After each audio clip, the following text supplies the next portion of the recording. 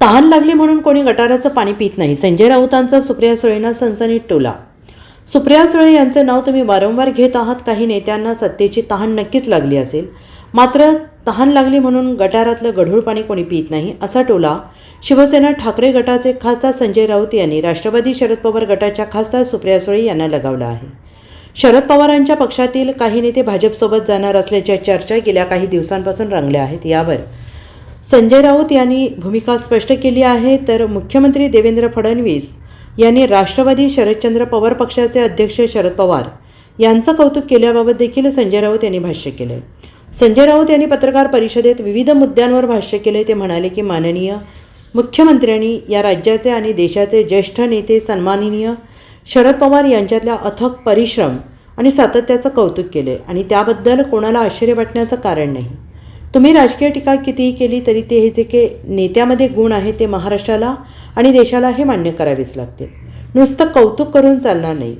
परिश्रम, सातत्य, संयम या गुणांची कास देवेंद्र फडणवीस आणि त्यांच्या सहकाऱ्यांनी देखील घेतली पाहिजे, असाही टोला त्यांनी मुख्यमंत्री देवेंद्र फडणवीस यांना लगावला आहे. संजय राऊत यांनी पुढे म्हटलं आहे की सुप्रिया सुळे यांचं किंवा अन्य काही नेत्यांचं नाव तुम्ही वारंवार घेत आहात. त्यांना तहान नक्कीच लागली असेल, पण तहान लागल्यावर कोणी गटारातलं गढूळ पाणी पित नाही. तहान जरी लागली तरी नक्की कोणत्या डबक्यात उडी मारायची किंवा महासागरात जरी उडी मारायचं ठरवलं तर त्या सागराच्या लाटा उसळल्या आहेत. त्यात इतकी गर्दी आहे की प्रत्येकाला आपलं स्थान शोधावं लागेल. जे गेले आहेत तेच तिथे अस्तित्वासाठी धडपडत आहेत. नवीन पिढी जाऊन काय करणार असा सवाल त्यांनी यावेळेस उपस्थित केला आहे. या राज्याचे आणि देशाचे ज्येष्ठ नेते सन्माननीय शरद पवार यांच्यातल्या अथक परिश्रम आणि सातत्य त्याचं कौतुक केलंय आणि त्याच्याबद्दल कोणाला आश्चर्य वाटण्याचं कारण नाही. तुम्ही राजकीय टीका किती केली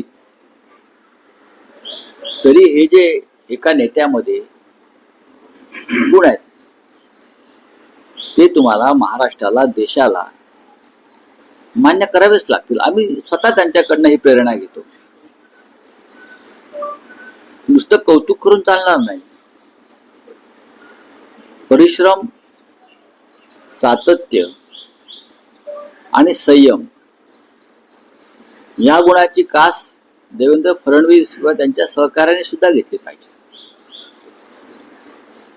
पराभवात किंवा निवडणुकीचं यश अपयश हे अनेक नेत्यांना थांबवत नाही. मग ते बाळासाहेब ठाकरे होते, त्यांनी अनेक निवडणुका लढले, हारले, जिंकले, काम करत राहिले. आणि आता माननीय शरद पवार साहेब सगळ्यांचे आदर्श आहेत. इतक्या वर्षांनी का होईना देवेंद्र फडणवीस यांना माननीय पवार साहेबांचे हे गुण दिसले, त्याबद्दल त्यांचे आभारच मानले पाहिजे. सुप्रिया सुळेंचं नाव तुम्ही वारंवार घेताय